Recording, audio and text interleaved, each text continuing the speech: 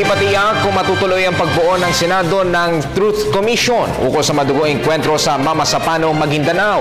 Kaugnay nito, nananatili pa ring magkakaiba ang pananaw ng mga senador ukol sa naturang usapin. Narito ang ulat ni Jade Miguel.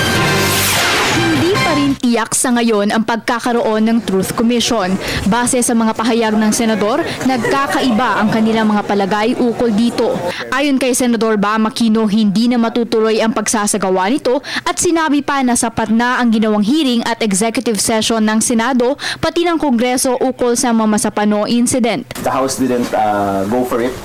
So, hindi siya matutuloy. And at the end of the day, I think naman we're able to bring out the truth dito sa ating Senate. It should have been a law kasi. Batas kasi yung magbubuo nun at yung counterparts namin sa Kongreso, hindi na to itutuloy. I think they basically said na idaan na lang sa hearings, no? Sa ngayon, hindi pa matukoy ng senador kung magkakaroon pa ng panibagong hearing. Ngunit sinabi nito na maglalabas kaagad ang komite na may hawak sa kaso ng Mamasapano ng committee report pagkatapos ng kanilang executive session. Well, we are undergoing our executive sessions right now, no? And we're hoping that after the executive sessions, all of these questions will be answered, no? But we did agree na maglalabas ng statement yung chairperson after all the executive sessions are finished at hindi pa tapos, no? Samantala, itinanggi naman ni Senador TG Ginggona na hindi na magkakaroon ng Truth Commission. Well, it can also adapt and then it can also reconcile. If there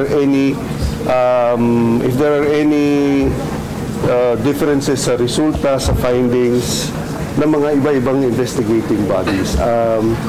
Mabuti kung magkatugma-tugma lahat. Pero kung hindi, at least mayroong isang body na magre-reconcile ng lahat. Ayon sa senador, ang ilalabas na partial committee report ay maaaring i-adopt ng Truth Commission. Patungkol naman sa ginanap na executive session, sinabi ni Senador Bam Aquino na maraming naklaro na bagay at lahat ng mga tanong para sa dating commander ng SAF na si Getulio Napenas ay nasagot nito. Kaugnay sa mga amendments na posible nilang gawin sa Bangsamoro Basic Law, maaari ani ng senador na dagdagan nila ng probisyon na siyang nagpoprotekta sa mga karapatan ng katutubo o indigenous people na nakatira sa Bangsamoro. Nais din ng senador na maresolba muna ang mga nangyari sa operasyon bago sila magpatuloy sa mga deliberasyon patungkol sa BBL. Bring out the truth. Let's charge those that need to be charged, no? And be able to find some level of resolution dito sa mga nangyari. And then I think we can probably go back to the BBL process. Para sa Telebisyon ng Bayan, Jade Miguel.